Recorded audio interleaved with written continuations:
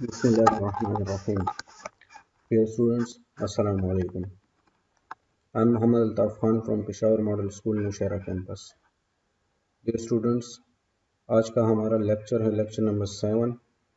इस लेक्चर में हम आज डिस्कस करेंगे लॉज ऑफ एक्सपोनेंट्स और उसके बाद हम डिस्कस करेंगे एक्सरसाइज 2.4 क्वेश्चन नंबर फर्स्ट और क्वेश्चन नंबर 7 में पार्ट नंबर फर्स्ट से लेकर पार्ट नंबर 7 तक हम आज डिस्कस करेंगे। तो चलिए स्टूडेंट्स, आज का लेक्चर स्टार्ट करते हैं।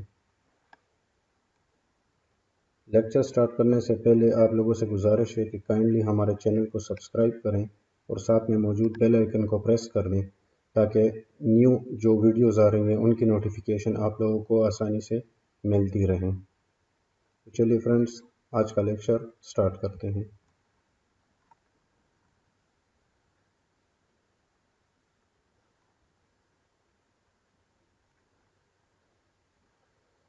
फर्स्ट नंबर है हमारे पास laws of exponent. Number first है इसमें sum of powers. Sum of powers का मतलब क्या है कि फॉर एग्जांपल हमारे पास एक वेरिएबल है x जिसका पावर है हमारे पास m। वो मल्टीप्लाई हो रहा है एक वही x वेरिएबल के साथ, लेकिन उसका पावर n है। अब जब भी आपके पास दो वेरिएबल्स हों और दोनों सेम हों और वो आपस में आप मल्टीप्लाई कर रहे हों, तो यहाँ पे देखें बीच में अगर मल्टीप्लिकेशन है तो ये जो x वेरिएबल है इसको हम कहते हैं बेस। ये हमारे पास क्या है, बेस, जबकि m और n इनके पावर्स हैं। तो जब बेसिस सेम हो और दोनों वेरिएबल्स आपस में मल्टीप्लाई हो रहे हों तो हम पावर्स को ऐड करेंगे, यानी इन दोनों वेरिएबल्स में से एक वेरिएबल को हम यहाँ पे एज इट इज़ लिख लेंगे और पावर आपके पास ऐड हो जाएंगे, यानी m प्लस n। इसको हम कहते हैं सम ऑफ पावर्स। ये पावर्स तब ऐड होंगे जब आपके पास वेरिएबल सेम हो। अगर वेरिएबल डिफरेंट हैं तो हम उनके पावर्स को ऐड नहीं कर सकते। सेकंड है हमारे पास पावर ऑफ अ प्रोडक्ट। अब फॉर एग्जांपल हमारे पास दो वेरिएबल्स हैं, एक है x, दूसरा हमारे पास है y और उसका पावर है हमारे पास n। तो जो n पावर है उसको हम सेपरेटली लिखेंगे दोनों वेरिएबल्स के ऊपर, यानी x power n dot dot means multiply y power n। तो इसको हम कहते हैं पावर ऑफ अ प्रोडक्ट। अब थर्ड है हमारे पास पावर ऑफ पावर, यानी फॉर एग्जांपल आपके पास एक वेरिएबल है जिसका पावर m है और उसके ऊपर एक और होल पावर आ रहा है n। तो उसको हम किस तरह सॉल्व करेंगे, हम उस वेरिएबल को एज इट इज़ लिखेंगे, यानी x एज इट इज़ आपके पास आ जाएगा और जो दोनों पावर्स हैं वो आपस में मल्टीप्लाई हो जाएंगे, यानी m मल्टीप्लाई बाय n। तो उसको हम लिखेंगे x power m n। m n means m multiply by n। इसको हम कहते हैं पावर ऑफ पावर। अब नंबर 4 है हमारे पास quotient of powers with same base. For example हमारे पास एक वेरिएबल है जिसका पावर m है। कोशेंट का मतलब क्या होता है, डिवीजन, यानी डिवीजन में हमारे पास दो ऐसे वेरिएबल्स हैं जो कि सेम हैं, यानी एक भी x है दूसरा भी x है, लेकिन एक का पावर m है और दूसरे का पावर n है। तो उसको हम किस तरह सॉल्व करेंगे, हम x पावर m को ऊपर लिखेंगे और x पावर n को हम ऊपर से नीचे से ऊपर की तरफ लेके जाएंगे, तो हमारे पास आ जाएगा x पावर माइनस n। तो इससे आपके पास आ जाएगा, अब देखें x पावर n को जब हम ऊपर शिफ्ट करेंगे तो n नीचे में पॉजिटिव था, अब जब हम इसको ऊपर लेके जाएंगे तो हमारे पास n माइनस में चला जाएगा, तो आपके पास आ जाएगा x पावर माइनस n। अब एग्जैक्टली जो इससे पहले फर्स्ट रूल हमने पढ़ा था, एग्जैक्टली वही रूल अब यहाँ पे अप्लाई होगा, क्योंकि वेरिएबल सेम है और बीच में मल्टीप्लाई है। तो जब वेरिएबल सेम हो और बीच में मल्टीप्लाई हो तो हम सम ऑफ पावर्स वाला रूल्स यहाँ पे अप्लाई करेंगे। तो किस तरह अप्लाई होगा, हम दोनों में से किसी एक वेरिएबल को लिखेंगे और पावर्स सब्ट्रैक्ट हो जाएंगे। अगर यहाँ पे n प्लस है तो m प्लस n हम लिखेंगे, लेकिन चूंकि हमने n को ऊपर लेके गए थे तो हमारे पास माइनस n आया था, लिहाजा यहाँ पे m माइनस n आएगा। यह उस केस में होगा जब आपके पास m की वैल्यू n से ग्रेटर होगी, यानी फॉर एग्जांपल x पावर 3 है और वो डिवाइड हो रहा है x पावर 2 पे, तो हम x पावर 2 को ऊपर शिफ्ट करेंगे। तो ये उस केस में है। अब इसका नेक्स्ट केस ये है, अगर आपके पास m की वैल्यू n से लेस है, यानी m is less than n, it means for example m की वैल्यू हमारे पास 2 है और n की वैल्यू अब हमारे पास 3 है फॉर एग्जांपल, तो अब हम किस तरह सॉल्व करेंगे? हम लिखेंगे 1 divided bye x power n अपनी जगह पे आएगा, और x पावर m यानी m की वैल्यू चूंकि n से स्मॉल है तो लिहाजा हम m को नीचे लेके आएंगे, तो हमारे पास आ जाएगा x पावर माइनस m। अब 1 divided bye x power n minus m, तो ये हमारे पास ये रूल अप्लाई हो जाएगा। अगर आपके पास m की वैल्यू n के इक्वल है, यानी m की वैल्यू भी फॉर एग्जांपल 2 है और n की वैल्यू भी फॉर एग्जांपल हमारे पास 2 है, तो फिर इस रूल को किस तरह अप्लाई करेंगे? हम लिखेंगे x power m divided by x power m। m इसलिए लिखा क्योंकि हमने इससे पहले कहा था कि m हमारे पास किस चीज़ के इक्वल है? n के इक्वल है, तो लिहाजा हमारे पास आ जाएगा x power m divided by x power m। तो अब हम चाहें तो इसको ऊपर लेके जाएं या इसको नीचे लेके आएं, तो दोनों केसेस में हमारे पास सेम होगा, यानी x पावर m, ये जो नीचे वाला x पावर m है इसको हम ऊपर लेके जाएंगे, तो हमारे पास आ जाएगा x पावर माइनस m। अब चूंकि बेसिस हमारे पास सेम है तो पावर हमारे पास ऐड हो जाएंगे, तो चूंकि यहाँ पे माइनस m है लिहाजा हम इसको लिखेंगे x power m minus m। अब m माइनस m से हमारे पास 0 आता है, यानी x power 0 which is equal to 1। यहाँ पे आपके पास जो वेरिएबल की पावर जब भी 0 हो तो वो किस चीज़ के इक्वल होता है? 1 के, यानी anything raised to the power 0 is equal to 1, right. अब हमारे पास आएगा question number rule number 5, power of fraction. अब इस केस में हमारे पास फॉर एग्जांपल दो वेरिएबल्स हैं, एक आपके पास x है और दूसरा आपके पास y है, तो अब हम इसको किस तरह सॉल्व करेंगे? फॉर एग्जांपल अब x पावर n और y पावर n, यानी ये जो n जो पावर है ये दोनों के ऊपर है, x के ऊपर भी और y के ऊपर भी, तो उसको हम लिखेंगे separately x power n divided by y power n, यानी सेपरेटली हम उसको लिखेंगे। तो ये थे मोस्ट इंपॉर्टेंट रूल्स जो आगे चल के एक्सरसाइज 2.4 में यूज़ होंगे। तो फर्स्ट ऑफ ऑल इसको सुकून से आराम से देख लें और उसके बाद आप एक्सरसाइज 2.4 की तरफ आए।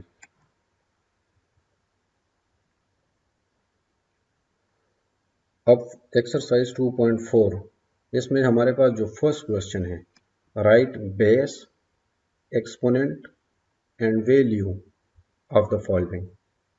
आपके पास एक क्वेश्चन गिवन है 2 power minus 9 which is equal to 1 divided by 1024। अब इसमें हमने ये फाइंड करना है कि इसमें बेस क्या है, एक्सपोनेंट क्या है और वैल्यू क्या है। तो आपके पास यहाँ पे जो आंसर में आता है, यानी ये वाली वैल्यू 1 डिवाइडेड बाय 1024, इसको हम कहते हैं वैल्यू। ये हमारे पास क्या है?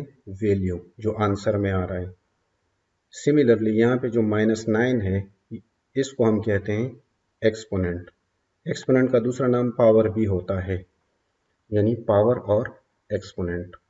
तो ये हमारे पास -9 आएगा, और जो पावर के नीचे वाली जो वैल्यू है, जो जिस तरह के यहाँ पे 2 मेंशन है, इस 2 को हम कहते हैं बेस।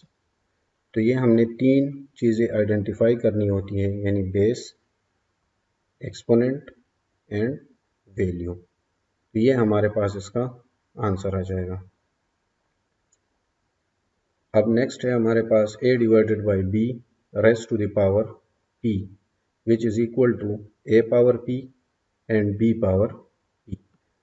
अब इसमें हमारे पास क्या बेस कौन सा है, एक्सपोनेंट क्या है और वैल्यू क्या है। तो फर्स्ट ऑफ ऑल यहाँ पे हमारे पास a डिवाइडेड बाई b, ये क्या है हमारे पास बेस है।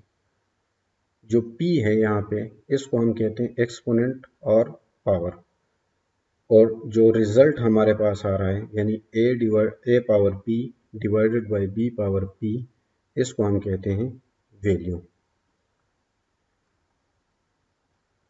अब नेक्स्ट है हमारे पास -4 raise to the power 2 is equal to 16। अब -4 जो वैल्यू है हमारे पास वो है हमारे पास बेस, यानी -4 हमारे पास बेस आएगा। 2 जो हमारे पास है ये हमारे पास एक्सपोनेंट होगा, और 16 हमारे पास जो है ये क्या है, ये वैल्यू है। Similarly question number 2, if a b denote the real numbers then simplify the following. अगर a b आपके पास कोई भी रियल नंबर्स हैं तो आप इन एक्सप्रेशंस को सिंप्लीफाई कर लें। तो फर्स्ट ऑफ ऑल हमारे पास आएगा a power 3 multiply by a power 5। अब हमने रूल पढ़ा था कि अगर बेसिस सेम हो और बीच में मल्टीप्लाई का साइन आ रहा हो तो हम जस्ट उनमें से किसी भी एक बेस को लिख लेंगे और पावर्स को आपस में ऐड करेंगे। तो हमारे पास आ जाएगा a पावर 3 प्लस 5, तो 3 प्लस 5 से हमारे पास 8 आता है, यानी a पावर 8, ये इसका आंसर आ जाएगा। अब नेक्स्ट है हमारे पास b divide by a power 3 divide by 2 multiply by b divided by a raise to the power -2 divided by 3। अब फर्स्ट ऑफ ऑल हम क्वेश्चन को एज इट इज़ लिख लेंगे। उसके बाद हम आएंगे, यहाँ पे भी बेसिस हमारे पास सेम है, यानी b डिवाइड बाई a और यहाँ पर भी b डिवाइडेड बाई a। तो हम दोनों में से किसी भी एक बेस को ले लेंगे, यानी b डिवाइड बाई a को, और यहाँ पे चूंकि -2 डिवाइड बाई 3 है और यहाँ पे +3 डिवाइड बाई 2 है, तो पावर्स आपस में ऐड हो जाएंगे, यानी 3 डिवाइड बाई 2 -2 डिवाइडेड बाई 3। अब यहाँ पे हम एलसीएम लेंगे, 2 और 3 का जो एलसीएम आएगा वो हमारे पास 6 आएगा। तो 6 हम एलसीएम लेंगे, और इसका सिंपल मेथड ये है जो हमने प्रीवियस क्लासेस में भी पढ़ा था कि अगर हमारे पास डिनोमिनेटर डिफरेंट हैं, यानी एक नंबर पे डिवाइड नहीं हो रहे दोनों, तो हम दोनों को मल्टीप्लाई करेंगे और इसके बाद हम डायगोनल को पहले मल्टीप्लाई करेंगे, यानी 3 को हम मल्टीप्लाई करेंगे 3 के साथ तो हमारे पास 9 आएगा, और 2 को हम 2 के साथ मल्टीप्लाई करेंगे तो हमारे पास 4 आएगा। यहाँ पे स्टूडेंट्स एक बात नोट कर लें कि डायगोनली पहले मल्टीप्लाई होंगे, यानी 3 के साथ मल्टीप्लाई होगा। अगर आप 2 को 2 के साथ मल्टीप्लाई करेंगे फिर माइनस का साइन लगाएंगे और 3 को 3 के साथ मल्टीप्लाई करेंगे तो आपका आंसर रॉन्ग आएगा। तो इसलिए बी केयरफुल, यहाँ पे बहुत ज़्यादा एहतियात की ज़रूरत है कि डायगोनल एलिमेंट्स पहले मल्टीप्लाई होंगे, चाहे आप उसको ऐड कर रहे हैं या बीच में सब्ट्रैक्शन का साइन है यानी माइनस का साइन हो। तो हमारे पास आ जाएगा 9 - 4 is equal to 5 divided by 6, तो ये इसका आंसर आ जाएगा। अब नेक्स्ट है हमारे पास पार्ट नंबर 3। पार्ट नंबर 3 है हमारे पास -a power 4 multiply by -a power 3। अब यहाँ पर भी हमारे पास बेसिस सेम है, यानी -a, और यहाँ पर भी -a है और बीच में मल्टीप्लाई का साइन है। तो जब भी बेसिस सेम हो और बीच में मल्टीप्लाई का साइन हो, कोई और साइन ना हो, जस्ट मल्टीप्लाई, तो हम किसी भी एक बेस को लेंगे और पावर्स को आपस में ऐड कर लेंगे, यानी 4 + 3, तो -a पावर 7 आ जाएगा। अब -a का अगर हम पावर 7 लेंगे, जब भी माइनस के ऊपर पावर ऑड में आ जाए, यानी 1 3 5 7 9 एंड सो ऑन, इस तरह का पावर आ जाए और नीचे माइनस का साइन हो तो वो चेंज नहीं होगा, यानी माइनस ही आएगा। अगर इसके ऊपर हमारे पास फॉर एग्जांपल ऑड पावर होता, यानी 6 होता या फिर 8 होता या 10 होता, तो हमारे पास ये जो माइनस साइन थी ये चेंज हो जाती प्लस साइन में। लेकिन चूंकि यहाँ पे हमारे पास पावर ऑड है, लिहाजा हमारे पास -a पावर 7 इसका आंसर आ जाएगा। अब नेक्स्ट है हमारे पास part number 4, -2a² b³ whole cube. अब यहाँ पे जो होल क्यूब है इसका मतलब क्या है, होल का मतलब क्या होता है कि इन सारों के ऊपर ये क्यूब है, ये जो बाहर वाला 3 आपको नजर आ रहा है। तो अब हम इसको किस तरह लिखेंगे, हम इसको इंडिविजुअली हर एक नंबर के ऊपर लिख लेंगे, यानी -2 power 3 a power 2 multiply by 3। यहाँ पे 2 मल्टीप्लाई बाई 3 इसलिए है कि पावर के ऊपर ये एक और पावर आ रहा है।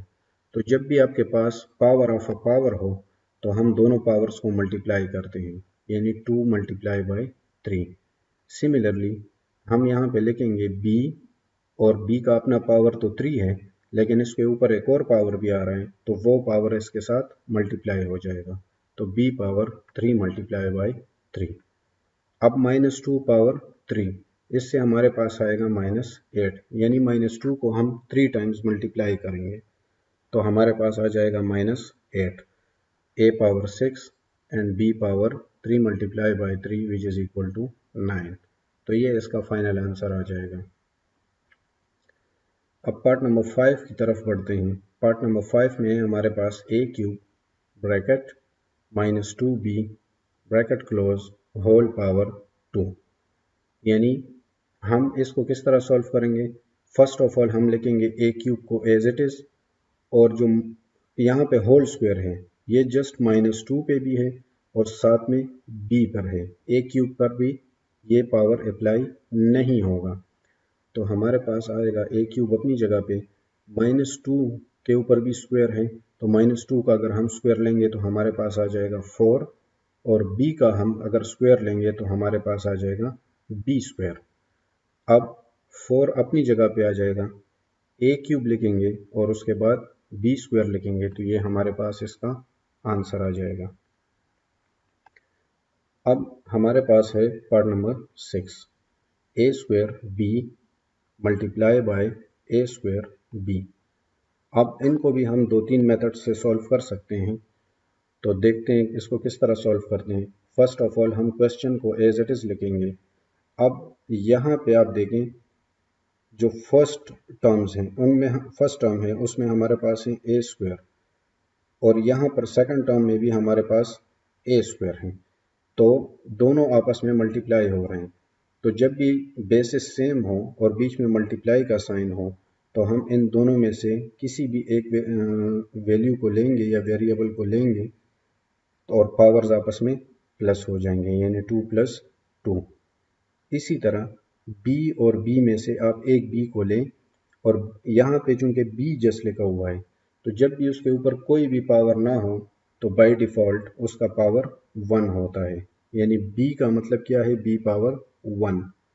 यहाँ पर भी आपके पास b पावर 1 है, तो दोनों 1 को ऐड कर लें तो आपके पास आ जाएगा a पावर 4 और b पावर 2, ये इसका आंसर आ जाएगा। अब नेक्स्ट है हमारे पास part number 7, a power 0 b power 0 divided by 2। अब इसको किस तरह सॉल्व करेंगे, a power 0 b power 0 divided by 2। अब मैंने इससे पहले लेक्चर में आप लोगों से कहा था कि कोई भी वैल्यू हो लेकिन उसका पावर क्या हो, 0 हो, एक्सेप्ट 0 पावर 0, यानी 0 का पावर 0 वो 1 के बराबर नहीं होता, राइट। उसके अलावा 0 के अलावा कोई भी वैल्यू हो अगर उसका पावर 0 हो तो वो आपके पास 1 के बराबर होता है, राइट। तो अब x पावर 0 चूंकि हमारे पास 1 के बराबर है तो लिहाजा हम इसको लिख सकते हैं a power 0 which is equal to 1 and b power 0 which is also equal to 1, यानी 1 मल्टीप्लाई बाय 1, तो आपके पास 1 आएगा और नीचे आपने 2 को एज इट इज लिखना है, तो ये इसका आंसर आ जाएगा। स्टूडेंट्स, ये था हमारा आज का लेक्चर। आई होप आप लोगों ने इसको लर्न किया होगा। इंशाल्लाह नेक्स्ट लेक्चर में आप लोगों के साथ फिर मुलाकात होगी। अपना ख्याल रखिएगा। अल्लाह हाफिज़।